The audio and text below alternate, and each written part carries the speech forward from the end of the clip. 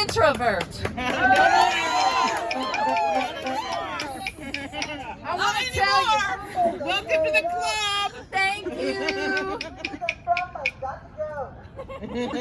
I want to tell you about October 6th.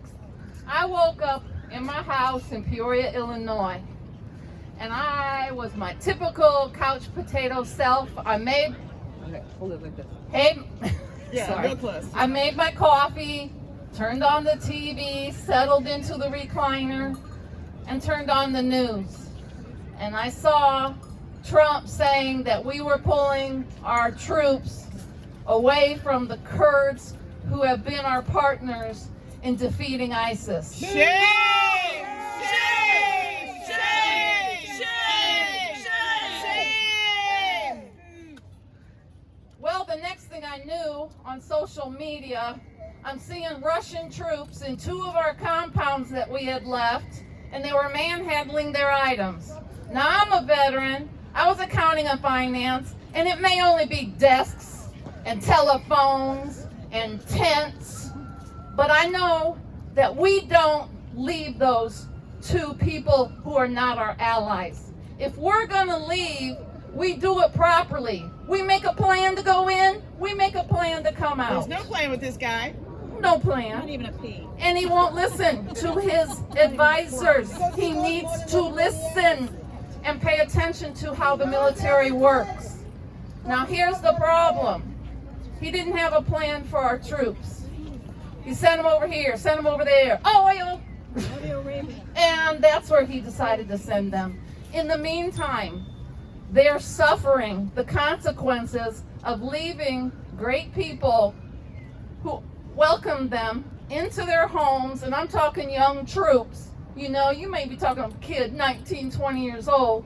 They're over there, and those people welcomed them with open arms and brought them in their homes, introduced them to their families. And yes, of course they protected them, but then all of a sudden they were pulling out, and behind them, it wasn't just the troops being bombed, it was the civilians, their homes, their children were being murdered by this. So now we've got young troops that have a whole lot of problems because their friends that they just left were murdered.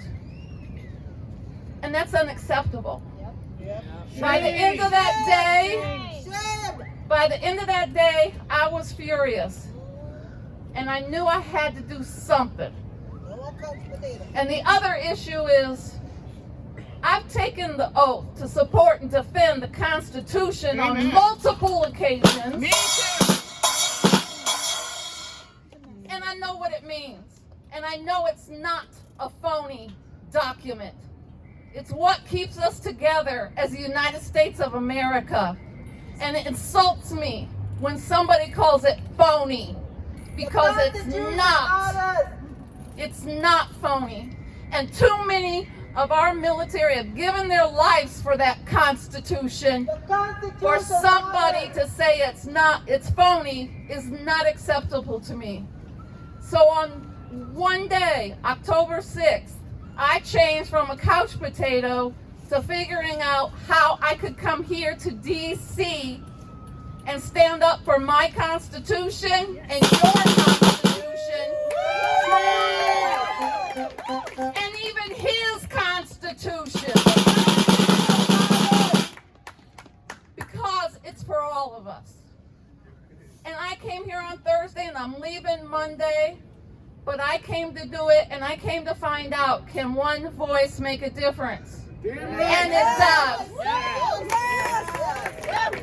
And I've made contacts that I'm going to deal with and make more contacts, and I'm taking that back home with me to Illinois. And I'm going to do more and make more contacts and maybe start something in Illinois, because you are our example. You are our example, but they're doing it for you. These ladies are doing it for you.